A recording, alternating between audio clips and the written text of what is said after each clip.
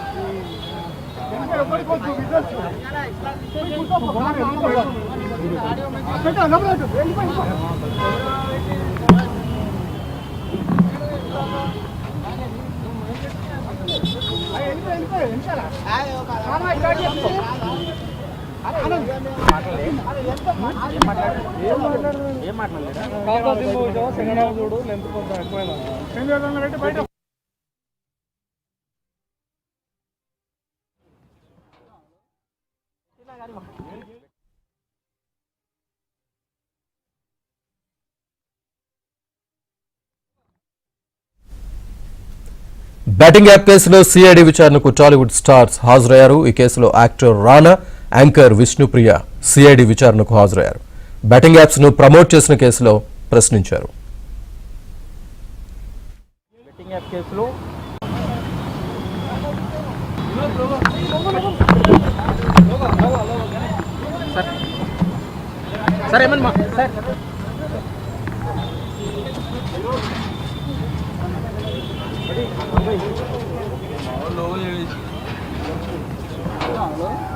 పెట్టినా కానీ betting app కేసులో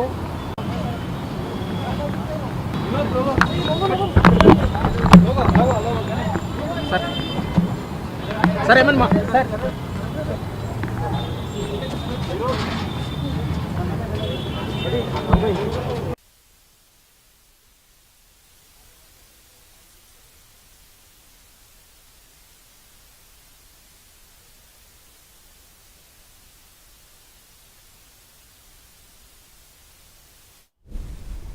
బ్యాటింగ్ యాప్ కేసులో సిఐడి విచారణకు హాజరైన రానా, విష్ణుప్రియలకు సంబంధించి పూర్తి సమాచారాన్ని మా కరెస్పాండెంట్ ప్రవీణ్ అందిస్తారు. ప్రవీణ్,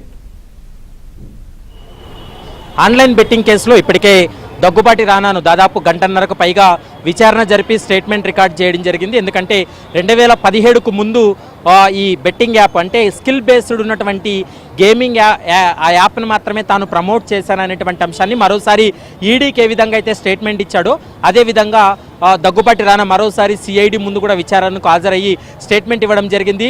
2017కు ముందు కుదుర్చుకున్నటువంటి ఒప్పందాలకు సంబంధించి ప్రస్తుతం సిఐడి అధికారులు కూడా క్వశ్చన్ చేసినటువంటి పరిస్థితి అయితే స్పష్టంగా కనపడుతుంది.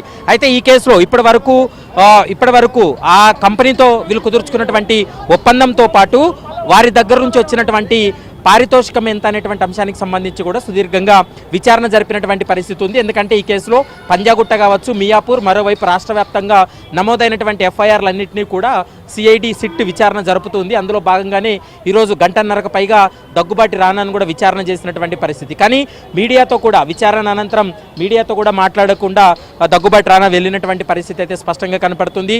మరోవైపు ఆ సమయంలో వీళ్ళు చేసుకున్నటువంటి అగ్రిమెంట్ ఏదైతే ఉందో అగ్రిమెంట్కి సంబంధించినటువంటి వివరాలను కూడా స్టేట్మెంట్ రూపంలో దగ్గుబాటి రానా సిఐడికి ఇవ్వడం జరిగింది. మరోవైపు ఆ బ్యాంక్ స్టేట్మెంట్లను కూడా ఆ బ్యాంక్ స్టేట్మెంట్ వివరాలను కూడా సిఐడికి అందజేసినటువంటి పరిస్థితి అయితే స్పష్టంగా కనపడుతుంది. ఇప్పటి వరకు సినీ ప్రముఖులు ఈ బెట్టింగ్ యాప్లను ప్రమోట్ చేసి చాలామందిని ఇన్ఫ్లుయెన్స్ చేసి అందులో డబ్బులు పెట్టించారు, అనేక మంది మోసపోయారు. కాబట్టి ఈ వీటిపైన పూర్తి స్థాయిలో తెలంగాణ రాష్ట్ర ప్రభుత్వం సీరియస్గా తీసుకుంది. అందులో భాగంగానే రోజువారీ విచారణ కొనసాగుతుంది. విజయ్ దేవరకొండను విచారణ జరిపారు, మరోవైపు ప్రకాష్ రాజును విచారణ జరిపారు. ఈరోజు విష్ణుప్రియతో పాటు రానా, దగ్గుబాటిని కూడా విచారణ జరిపి స్టేట్మెంట్ రికార్డ్ చేశారు. అవసరమైతే మరోసారి విచారణకు హాజరు కావాల్సి ఉంటుంది. ఎప్పుడు విచారణకు హాజరు కావాలని పిలిచినా అందుబాటులో ఉండాలంటూ కూడా సిఐడి సూచించినటువంటి సందర్భం కనపడుతుంది.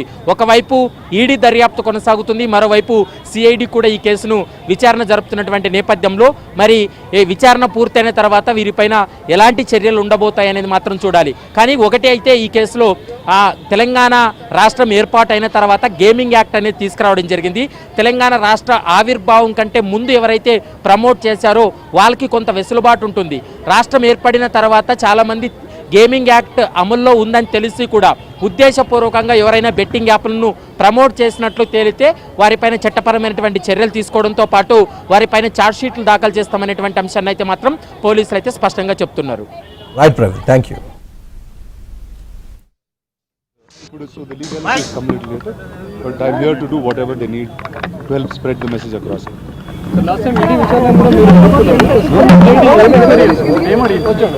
అది వాళ్ళని అడగాలండి, అలా నేను చెప్పకూడదండి. ఇది కాంతా సినిమా చూసారండి, చూడండి సెకండ్ హాఫ్ కొంచెం లెగ్ ఎక్కువైందండి, అది ట్రిప్ చేయబోతున్నాను ఇప్పుడు. Thank you very much.